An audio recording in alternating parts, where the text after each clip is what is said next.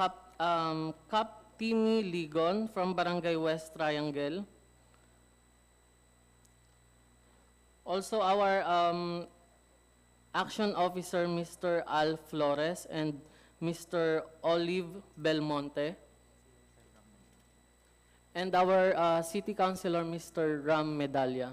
And also, we are live online through our Facebook page and our participants online. You can also send your comments and questions through our comment sections for us to take note all the comments from the online participants. So I'll begin the presentation.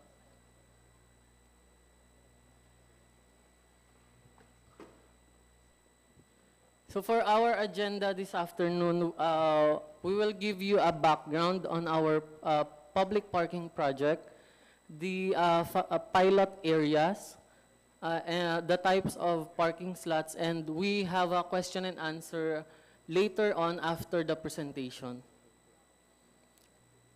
So for the background, here are what we note, the current situation and consequences on our street parking.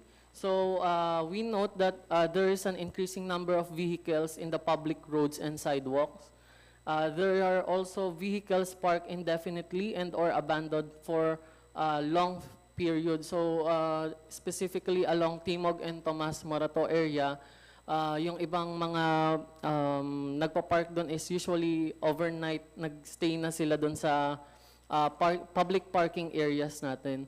Also, there are unauthorized parking reservations of business or residents. So, meron tayo nakikitang part doon na nakalagay na reserve, which is for public parking, hindi dapat siya pwede. And for the consequences, this might result to heavy traffic flow and prone to vehicular accidents, difficult traffic flow for emergency vehicles, and pedestrians are at risk due to being forced to walk along the roads. So next, these are some of the photos from our ocular within the 10 barangays na ipapilot natin yung public parking natin, public parking application. So this is the current number of parking slots. So with the help of the City Planning Department, we were able to count the current number of parking slots in Timog, Tomas Morato, and West Avenue. Also in Barangay Laging Handa. So take note that this number might change once we rehabilitate the parking slots along these areas. So as of now, we have 2,084 parking slots on that four areas within the Timog, West, and Tomas Morato area. So, so these are the photos of the ocular of the pilot areas. So this is a sample map. So the red dot represents the commercial parking. The yellow dot is the residential parking slot. And the blue dot is the motorcycle parking slot. So this is for the District 1 along West Avenue. So we're just going to show here some photos po, on the area along Barangay, inner roads in Barangay Nayong Kanluran, Paltok, and West Triangle. And then along West Avenue, West Triangle Avenue, in Barangay Nayong Kanluran, Paltok, and West Triangle as well. So for District 4, ito po yung map for the public parking area. So yung yellow dot po, ang meron pa lang po dito so far is the Barangay Laging Handa. And the rest po is along Timog and Tomas Morato Avenue po. Then showing here some photos again for Barangay Kamuning along Tomas Morato Avenue, the inner roads in K5th Street and K4th Street. So those inner roads po is actually not feasible na Usually, kasi po medyo maliit na yung areas na yan for a public parking. So medyo residential and dikit-dikit na yung mga residents natin dyan. Then for Barangay Cristong Hari, ito po yung mga photos po during ocular along Tomas Morato Avenue and Balete Drive, which is a one-way po sa Barangay Cristong Hari. Next is Barangay Laging Handa. So si Barangay Laging Handa po ay meron silang one-side parking ordinance. So they are implementing the public parking on the inner road. So ito po yung photos in the left side in Scout Limbaga. So meron silang markings doon na nilagay for their inner roads para makapag-park po tayo or meron tayong one-side parking po. Then the rest po is along Timog Avenue and Scout Ralios. Then for Barangay Obrero, ito po yung mga photos from Tomas Morato Avenue, Scout Santiago, and Marathon Avenue po. So yung mga inner roads din po from Barangay Obrero is medyo masikip na rin, and after meeting with the barangay officials po is not feasible na po to put up a public parking po. Then this is in Barangay Paligsahan along Timog Avenue, Panay Avenue, and Scout Ojeda. So yung Panay Avenue is currently wala pa po yung one-side parking ordinance, but we note that the avenue is medyo malawak po siya and pwede po natin siyang lagyan ng public parking later on. For Barangay Sacred Heart, ito po yung mga pictures along Timog Avenue, Scout Limbaga, 11th Jamboree, and Scout Lozano po. So, majority po is mga inner roads din po siya. For Barangay South Triangle, ito po yung along Tomas and Timog Avenue, and yung Summer Avenue, which is medyo malawak din po siya and feasible for public parking, and Scout Borromeo po. So, ito po, i-discuss ko lang yung types of parking slots. So, we have 4 types of parking slots. So, we have commercial slots. So, designated public parking slots with road markings by the city for public use. So, along Timog and Tomas, kung napansin niyo po yung color po nun is yun po yung mga maroon and yellow slots na pinakita ko po kanina dun sa mga photos po. Then for residential slots, ito po yung mga road na minark po natin along dun sa mga inner roads po natin na designated for residential use. And then semi-residential slots, ito po yung mga areas na mixed use po siya. Pwede po sa umaga ay for commercial use. And then for night, kung doon ka nakatira sa area na yon, pwede siya maging residential slots. And then ito pong motorcycle slots, mapapansin niyo po agad siya kasi meron siyang mga bollards. And yung sizing po niya is mas maliit po compared to the commercial slots po. But same color lang din siya with a commercial slot. So, for commercial parking slots, ito po yung magiging customer journey. So, since our goal po is to use a public parking application po within the area, ito po yung guide po natin kung paano po tayo magbubook ng parking slot with our commercial slots po. So, sa app, makikita po natin yung number of available parking slots along the area. Then, you need to park first or you need to be on the vicinity bago ka po bago ka mag-book. Then, meron po dong designated number na register parking slot number. Then, makikita mo po yung, once you park, makikita mo dun yung parking slot number. Then, yung parking duration, you will set it with a maximum of 3 hours per slot. And then you need to pay the parking slot fee um, with our partner merchants po. So online po yung payment sa customer sa if you will use the app. And then after that, once na book mo na yung parking slot,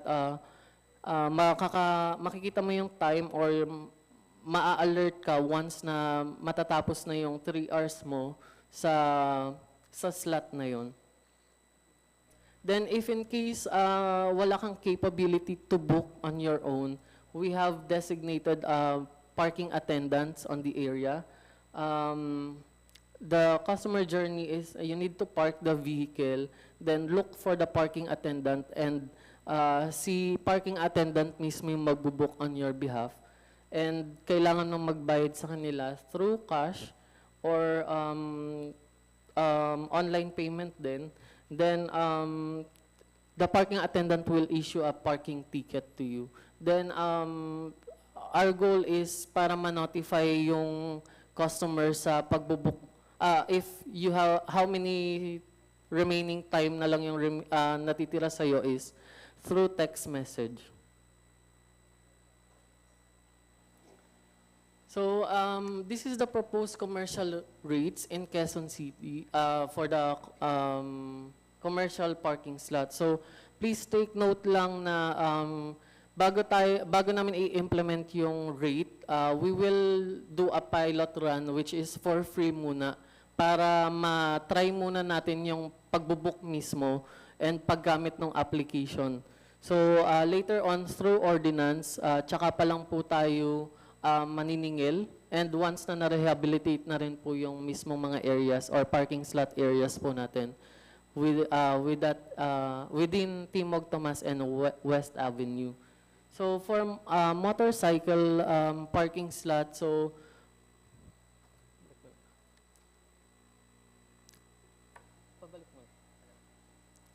for motorcycle parking slot, 10 pesos per hour with a maximum of 3 hours. Then for four-wheel vehicle, so as long as mag-fit yung sasakyan mo dun sa parking slot, pwede ka mag-park. And for four-wheel vehicle, 15 minutes is free. So for example, kailangan mo lang mag-withdraw or bumili saglit sa area na yon. Pero this is a comparative along Manila, Makati, and Mandaluyong and Pasig City. So for Manila, 50 pesos for 8 hours na siya. Then for Makati, 30 pesos for motorcycle, then 50 pesos for light vehicles, and additional of 60 for the third hour po.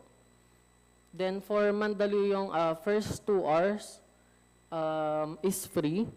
Then thereafter, 20 pesos po yung payment for motorcycle, and succeeding hours is 10 pesos. Then for light vehicles, again, free for the first 2 hours, then 40 pesos on the next 2, and 10 pesos on the succeeding. And for the medium vehicle po, free for the first 2 hours, and then 60 pesos on the next 2, and 10 pesos on the succeeding hours. For Pasig City, 20 pesos for the first 3 hours, 10 pesos for every succeeding hours. For light vehicles, 50 pesos for the first 3 hours and additional 20 pesos for every succeeding hours. Then for medium vehicles, 70 pesos for the first 3 hours and additional 20 pesos for every succeeding hours. So next po is the residential parking slots. So ito po yung paano makapag-secure ng residential parking slot. So residents with vehicles must secure a residential sticker to their respective barangays po. So doon po sila magbabayad ng sticker nila. Then magkakaroon po sila ng sticker na ayan po yung sample po na ginawa namin. And wala pong limit yung pagpupark as long as nandun ka sa barangay mo mismo. Kasi we have 10 barangays na magpapilot, pero you should park on kung saang barangay ka mismo naka-register. So, ito po yung result ng benchmarking. This is a private parking area na may overnight parking and monthly yung rate nila. So, in Balintawak po is 800 to 1,000. In San Juan, 2,900 per month. And in Mandaluyong, 4,000 pesos per month po. So, our proposal po is,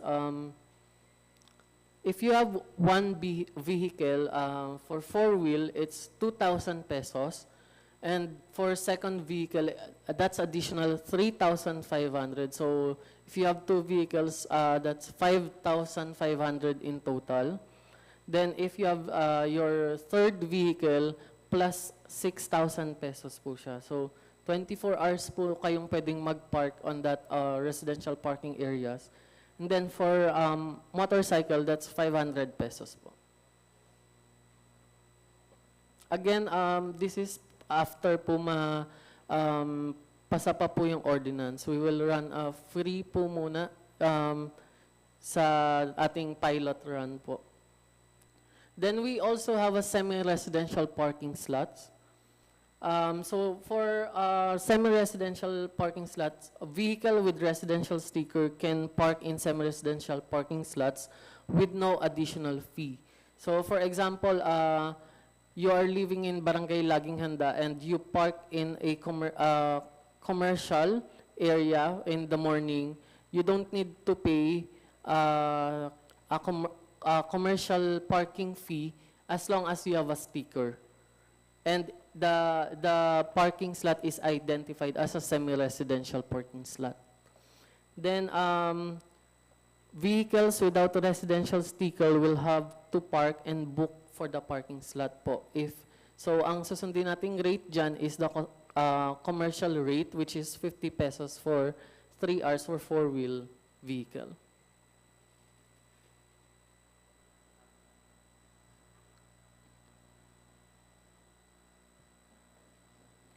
So, this is a summary of the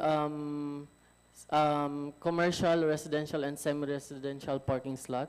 So, we have again, for the rate, 10 pesos per hour and a maximum of 3 hours for motorcycle. For four-wheel vehicle, we have free 15 minutes and 50 pesos on the next 2 hours and 45 minutes. For residential, 500 pesos for motorcycle slots. And then for four-wheel, we have 2,000 on the first vehicle, additional 3,500 on the second vehicle, and on the third vehicle is 6,000 pesos. And for semi-residential, vehicles with residential stickers can park in semi-residential parking slots with no additional cost. And vehicles without residential sticker will have to park and book for the parking slots.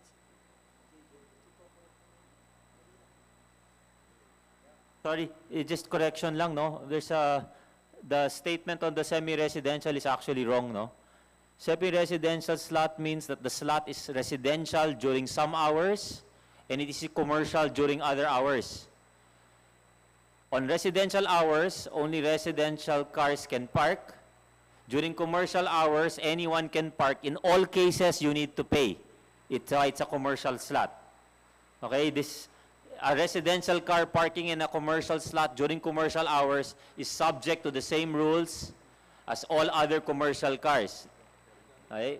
So semi-residential means it is residential during some hours and commercial during others, such as a slot that could be residential from, let's say, 8 p.m. to 6 a.m. Only residents can park. But once it's commercial, that means it's commercial for all. It is not commercial for some and not for others. It's either commercial or not. Okay? So yun lang. Thank you.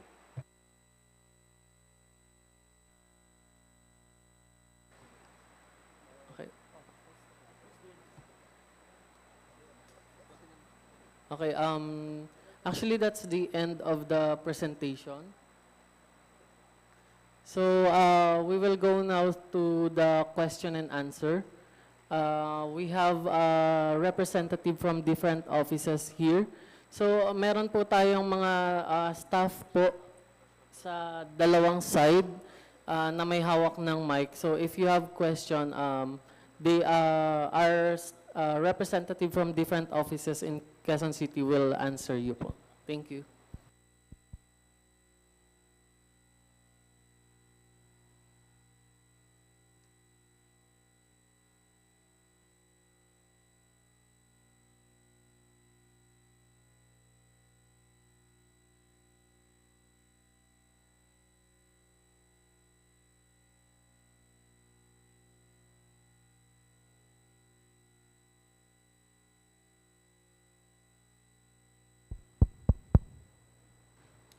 Banjo.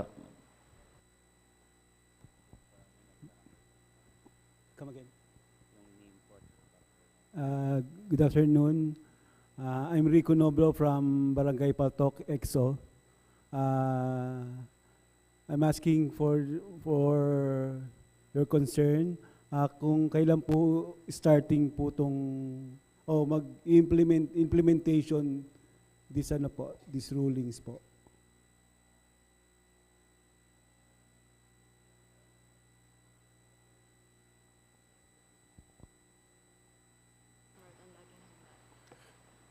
Good afternoon nga. Nabanggit nga kanina no, na mag-uumpisa muna sa pilot program for 6 months. And in that time, yung payment will be free, no? As i-test muna, of course, yung application and yung masanay muna yung mga tao na mag-park using the app. But after that, I think the target is around the third quarter this year to implement fully. And of course, as a prerequisite po, kailangan may ordinance na siya to pay the prescribed rates as approved in that ordinance. Just to add, no, for everybody's appreciation. The program is intended first and foremost to make sure that parking slots are marked correctly. Just understand muna the pinaka-objective, no? Right now, you have people parking in places they should not be parking. You have people reserving slots, maglalagay ng cone. Akala nila sila may-ari ng parking slot, hindi naman. You have people parking too close to the corner, causing potential hazard. You have people, because of how they park, occupying 2 slots instead of just 1. Maraming ganon, no? So, the first major intent is to make sure that parking slots are properly marked so that people are parking in the right place. Okay? Yung part na yung charging and all that, that is secondary. The most important objective is all parking slots, in this case, all street parking slots are properly marked first and foremost, so people do park in the right places. You do not park in front of a fire hydrant. You do not park too close to the intersection. Do not park exactly where the U-turn slot is, kasi maraming ganun eh. No? Do not park in front of somebody's house.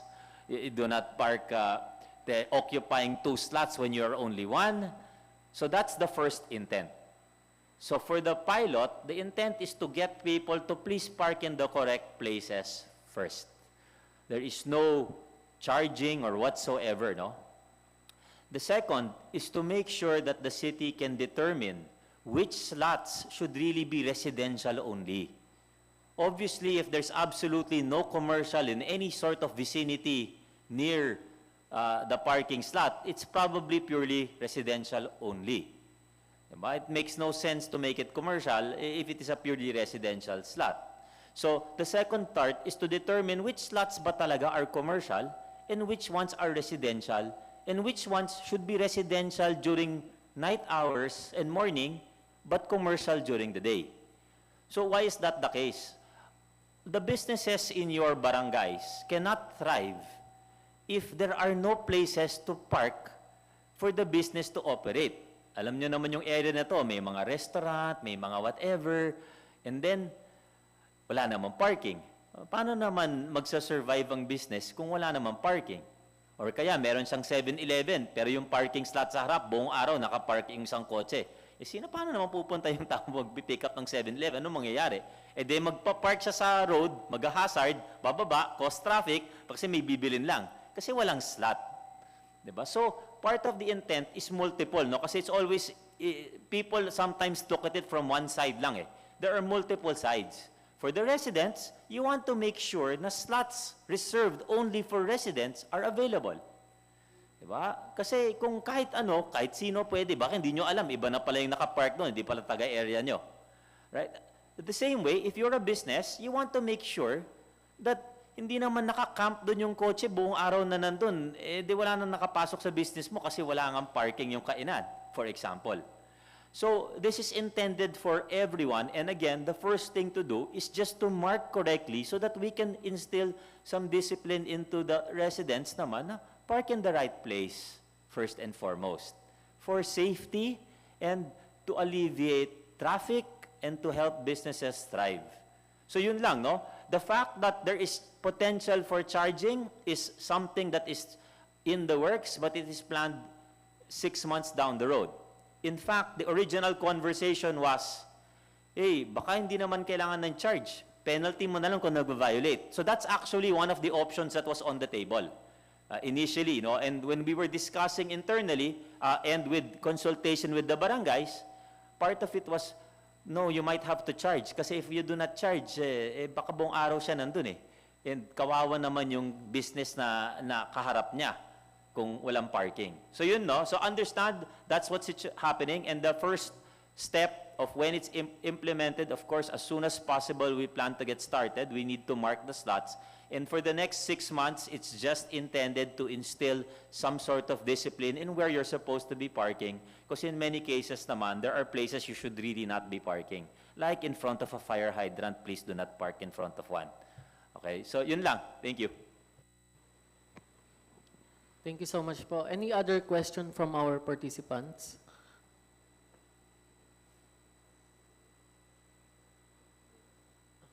Hello po.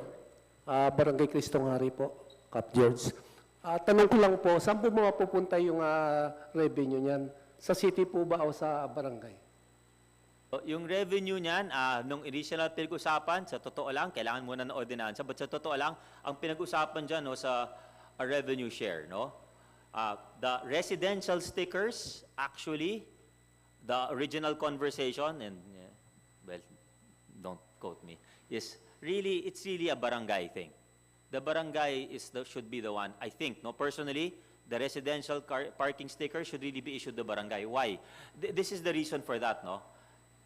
There are ordinances regarding how many parking slots per building. Alam niyo naman yan, nakakainis yan, di ba? You have number of parking slots per building mandated by the building code. Diba? We, in government, we try to follow this. Pero pagpunta sa New York, ang tataas ng building, walang parking slot. And you wonder why. Paano nangyayari? Okay, what the city governments are supposed to be doing is calculating the total number of parking slots available in the city relative to the total number of cars available. So what really the barangay there is doing is basically saying, if there are X number of public parking slots on the street, how many residential parking stickers should I be issuing? That's why the responsibility is the barangay. Why? If there are in the barangay and the barangay identifies only 100 public parking, residential parking slots and 100 commercial slots, but realizes that there are 1,000 residents all asking for a residential parking sticker, conclusion is 1,000 of them maybe do not have parking in front of their house and are trying to fit into 100 slots, which obviously is very challenging because how naman will you fit 1,000 people applying for a residential parking sticker if your barangay only has 100 slots? Impossible, right? And that's the conversation that the barangay has to start because the barangay will then, with the city, work to identify, are there places ba where we can put a public parking building? Are there other streets that we can mark properly? Kasi naman, if you issue 1,000 nga, in 100 lang talaga yan, isa saan na nagpa-park? Diba? Yun naman yung challenge. It's the same way. If you have business at restaurants, di ang tanong, isa saan na nagpa-park? Diba? And that's really the conversation, right? And so, we cannot even begin to plan kasi hindi pa siya nakamark. We don't even know how many we're talking about. And that's the effort that the city government took. They started marking so that we even have a count. How many people need The sticker, well, that's the work of the barangay kasi mag-a-apply sa barangay ng residential parking sticker, and that's the reason why there's a cost. Because if you have a parking slot naman in your house, then you might decide not to pay na lang for a residential parking sticker kasi may parking ka naman. But if you're one of those na wala kang parking slot and you have to park in your barangay, then you might have to pay for a residential parking sticker. But again, the barangay has to monitor because ilan naman yung i-issue niya. Nag-issue kayo 1,000, 100. What do you do? Right? So that allows us, as the city work, the barangay to better plan. So yun lang. Thank you.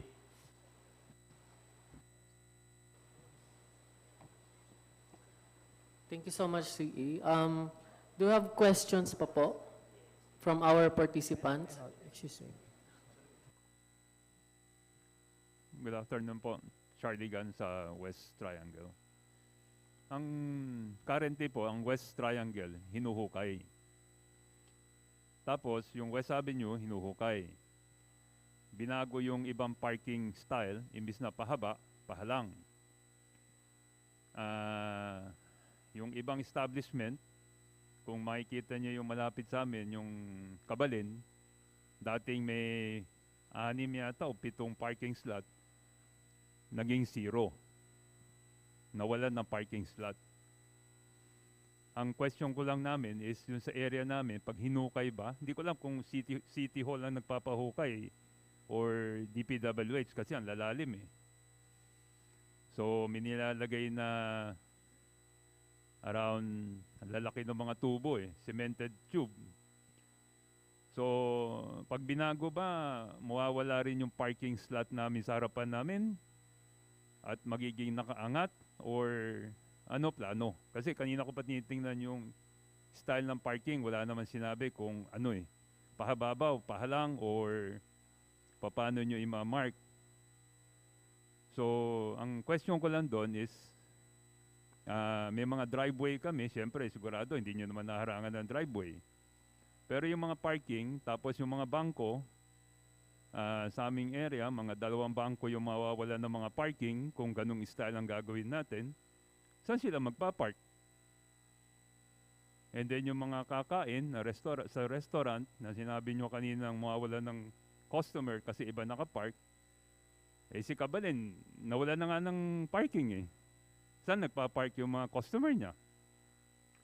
So, hindi ko lang alam paano nyo naiplano o kayo ba nagplano nung along West Avenue.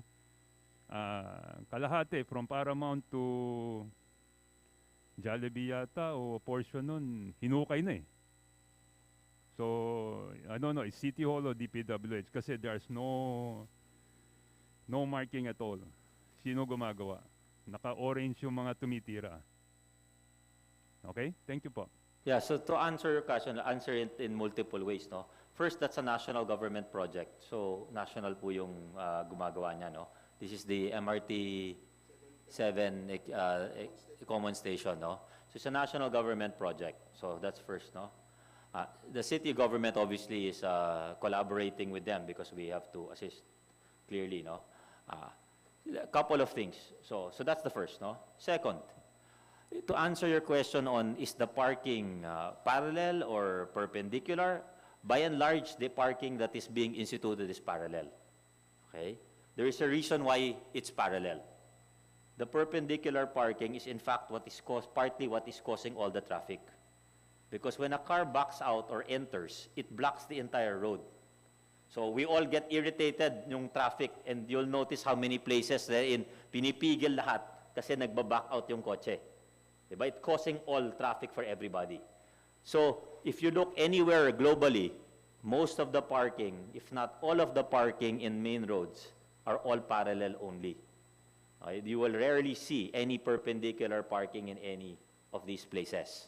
So that's point 2. Understand what we're trying to do. No? Again, we're trying to manage traffic also, and it's impossible if everybody is backing out. It's not possible. Okay? 3, you are absolutely correct. Some parking may appear to be going away.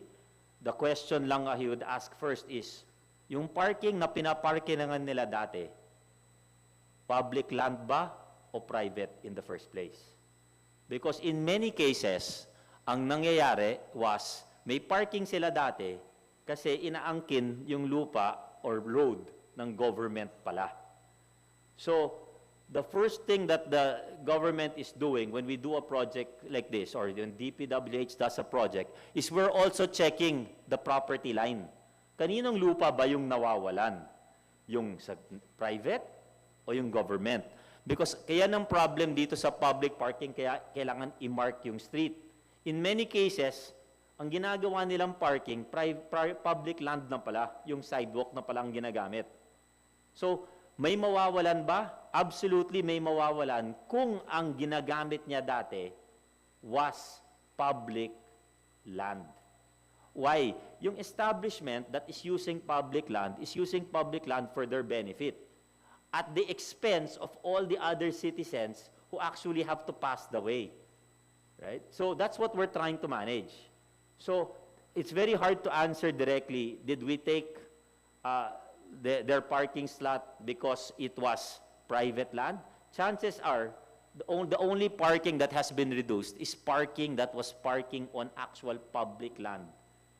Chances are that's what it is. If that is not the case, then of course it's a valid complaint, no?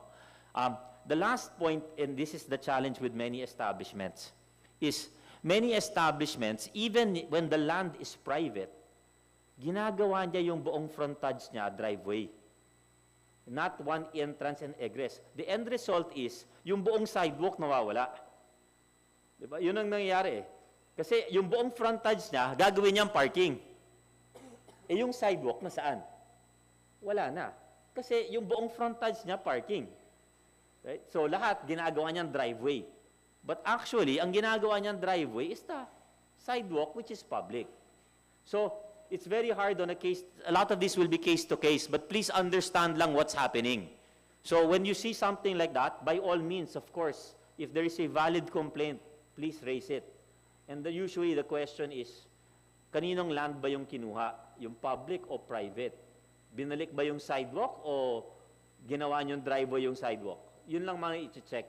Because again, the project is for the benefit of all citizens, not just for the one establishment that happens to own the private land. No?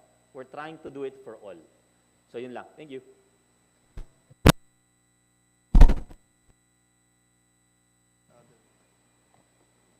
Do we have questions pa po from our participants?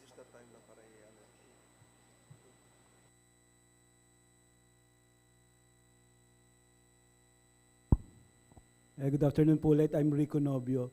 How about po sir sa mga mabuhay lane inside the barangay na pwedeng lagyan ng